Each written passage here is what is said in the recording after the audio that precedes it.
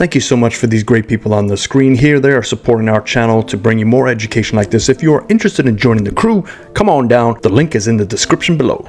What's up, LGA members? So today we're going to be talking about Paige Spiranac, but don't forget yesterday's video on the grip assessments. If you haven't done it, the link will be in the description below. It'll help you assess your grip, and then you can also do the full swing assessment just to help you point you in the right direction. But today's Paige Spiranac. And if you don't know who Paige is, she is a Instagrammer who is actually a former professional athlete. I'm looking here, she went to the University of Arizona and San Diego State, where she earned the All Mountain West Conference honors. So clearly she can play. She was actually a professional on the Cactus Tour, and she secured her only professional win in 2016 at the Orange Tree Country Club in Scottsdale. Now, she retired that same year, citing there was challenging with injuries and struggles with her game. But today we're going to be taking a look at her cause and effect on her golf swing from face on down the line with driver and iron, so we can learn about her. And this video came to us from a suggestion by one of our lady subscribers who was curious about her cause and effect and how somebody with different body proportions makes golf swings work. And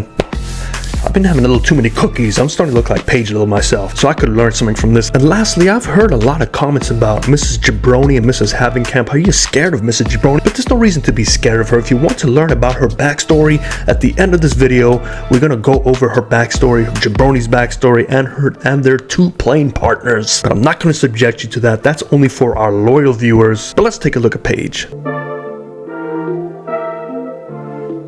Alright, Paige is on the screen with the driver face on and down the line, and then after that we're going to take a quick look at this swing right here to show you a face on with the irons and how sequencing makes its adjustments with these irons. But most importantly, what I want you to look at is obviously she is pretty reliant on sequencing.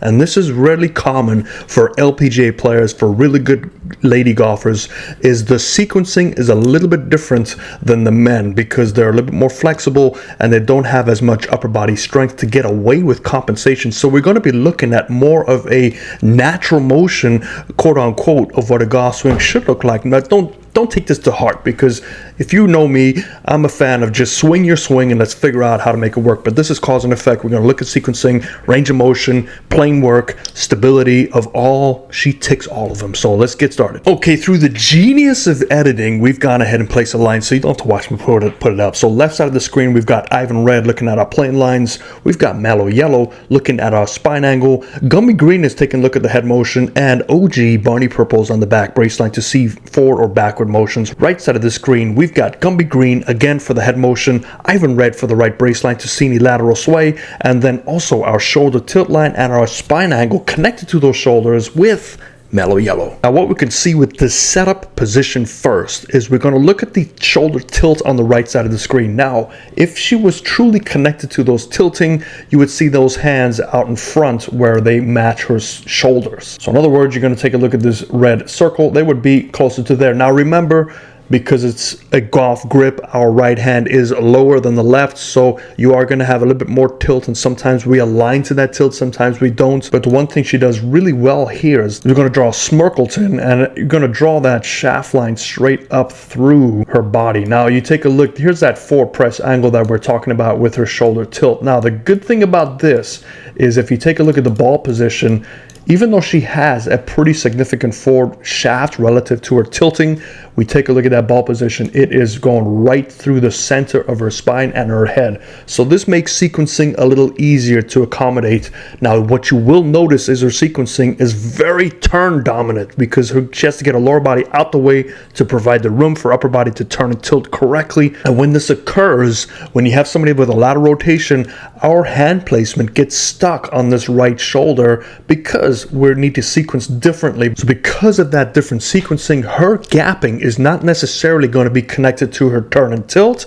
It's going to be connected more to the ball placement. So in terms of her forward press, we take a look at the two differences between Smirkleton on the right side of the screen, right in this area here. We can see that difference is not as severe as being truly connected to her tilting. I hope this makes sense, but it should make sense as we get through the golf swing. Let's take a look at the left side of the screen. We're going to draw Smirkleton again and draw in between the 2 arches of the heels. We're going to split the difference, and we can see that this is a toe-based setup. We'll draw that circle where the centeredness is, so we see our centeredness is ahead of our feet centeredness. So this is good because it can provide more spacing for the upper body to work around it. If you stand too close, you're going to rob yourself of the spacing right here. So this is a really good setup for somebody that has really good ground force motions, that can hold their posture, hold their impact position, which she does really well. So you want to look at your setup, but it comes at a cost, because if we draw lines from that centeredness check, we can see very little amount of body is on that side of the line. So what needs to be engaged more to make sure you don't lose your posture by falling more this way or standing up is you better engage those glutes, you better engage those hamstrings, you better engage your core to maintain your posture if you set up like this. So if you have weak glutes, weak hamstring, weak core, it's going to be very challenging for you to remain in your posture here. And this is where we start to see ourselves stand up or pull back. And all of a sudden, when we pull back to find our centeredness, in other words, the upper body is going to move back because we're not strong enough to hold our foundation with this area. We start doing who? Guess who comes to dinner? So we're going to take a look at this first part of the backswing. So left side of the screen, we see the hands going slightly up.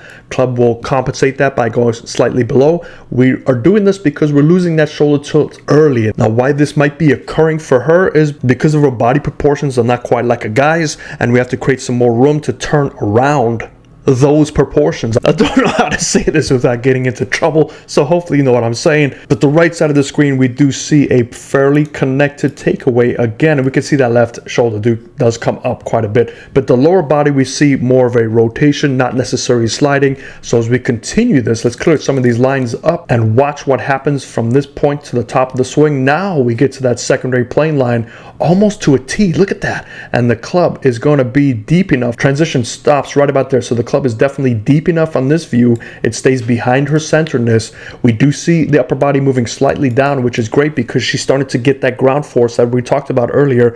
She's working her way down only to now rotate and also push up the lower body. But look at the right side of the screen. Look at the amount of rotation we have.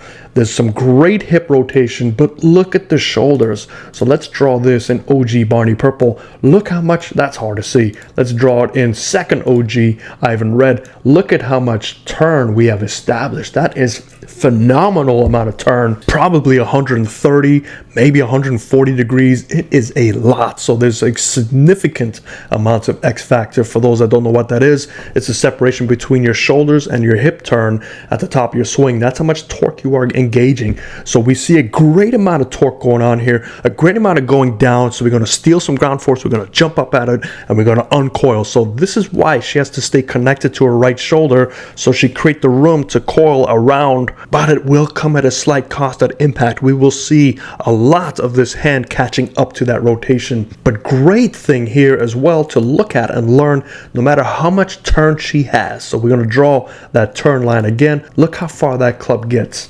It gets nowhere near to parallel. It's almost at the same line as her turn. So this is a really good connected golf swing in terms of where that club shaft is connected to her turn. I can imagine she can hit the ball pretty far with this move. So let's take a look at this transition. Let's go to the left side of the screen. We're going to take a look at what happens with the triangles. We draw a triangle. Ideally, those hands would like to go down. Now, because she has pulled her arms way back to her right shoulder, we can see it on the right side of the screen, this does provide a little bit more room to drop down while you turn. So let's take a look at the left side of the screen. We look at those hands, and this will also be accommodated by, look at the whole body. The whole body will go down. So the body's going down, which gets the hands to fall down. Our view, left side of the triangle, down this side, and it will continue going down. That's a horrible arrow. There we go. It will continue going down as she connects the right arm to her side of the body, a la Hogan-esque. So we start to look a little bit Hogan-esque here, specifically with the right side of the screen here. Look at that amount of lag that we're establishing, and we're still doing a really good job of staying in our posture. Left side of the screen, we're on that back brace line. We've dropped down, so we're actually leaning down towards the golf ball, increasing our spine tilt, and at impact, we're going to rotate, and boom, stand up again to drive our body through this. Right side of the screen though, let's take a look at the sequencing. Let's back it up and draw that impact line. Let's get rid of those two lines too. And there's an impact line. So what gets to that impact line first? We're going to look and see who wins the race. So the knees will get there first. The hips will probably never get there because the hips are turning so much that that left hip is actually going to work back because of the rotation. So we see it stays in that position as we rotate. So really good amount of rotation here, but let's look at the moment of truth. So let's go down to impact. The club will be a lot shallower because of that immediate drop down with the whole body going down and pulling the club down. So we know we're getting shallower motion to swing more up. Great motion here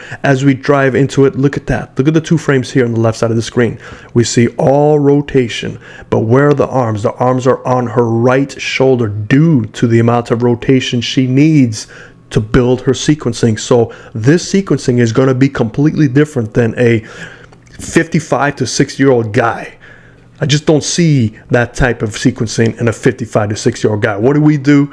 We're probably the other way. We're probably fish and then row. So we're the fish row and she's the row cast. But bam, look at that impact position. Now, this is the area where I think there is going to be some manipulations, and that's just the catch up of her release. But as we strike it, look at this frame here. Hips are open to the target. Shoulders are still slightly open, but definitely more closed than the hips, and bam, that's where we get that nice release. And we come on through and we see that club does exit right in the middle. Lines are matching up. We're increasing our spine tilt. So you talk about some issues right in this area. So please do not try this if you're above 40 years old. Don't even bother, because you're going to be sending me some hospital bill, which I will just put return to sender with a smiley face stamp. And now we come up to this nice balance finish, and we can get there because of these hips. Look at these hips. The hips are just twisted right through. Here's the moment here that I want to show you that could create some issues at impact, because she is so on her right side, her right shoulder with her hands, and she's opening up. There's going to be a lot of pressure on these hands to time that release. And we say this because watch what happens here. There's the angle. We start releasing the angle. A couple frames before impact, we've lost a significant amount of that angle. We get to the golf ball. We're still carrying some angle, and we strike the golf ball, and look at the right hand. It goes right over the left fairly quickly. So we see, if you want to take a look at your swing, so there's the club parallel to the ground, and there is your centeredness of the chest pointing out. So we can see the hands are still favoring the right side of that triangle. Now the problem is this requires some hand timing, which is hard to do at an elite level unless you are really, really gifted or hit tons and tons of golf balls to get your timing down. What you want to look at home is how long does your club take to get to parallel with the ground.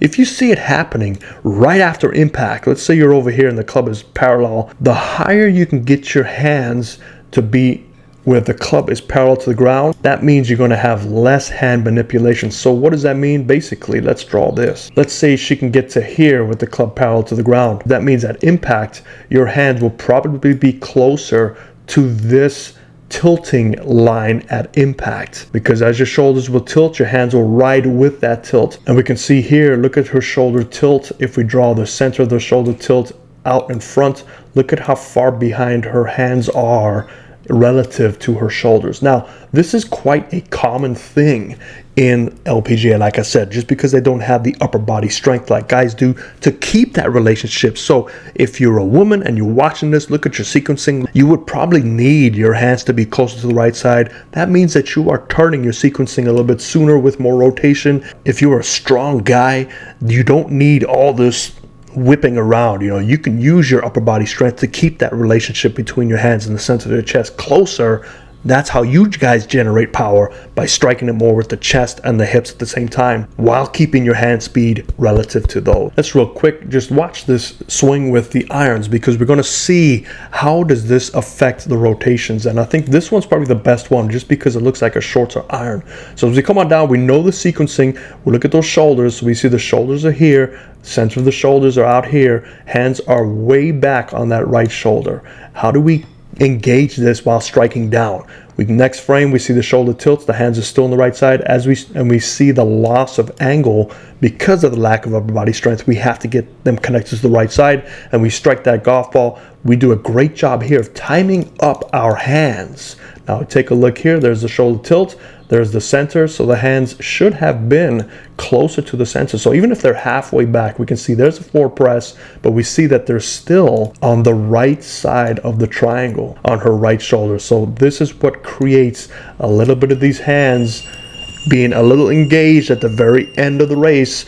And this is probably what she felt like when she said she was a little bit inconsistent, and maybe some injuries with the hands too, getting too engaged and hitting tons of golf balls like this. But you know what?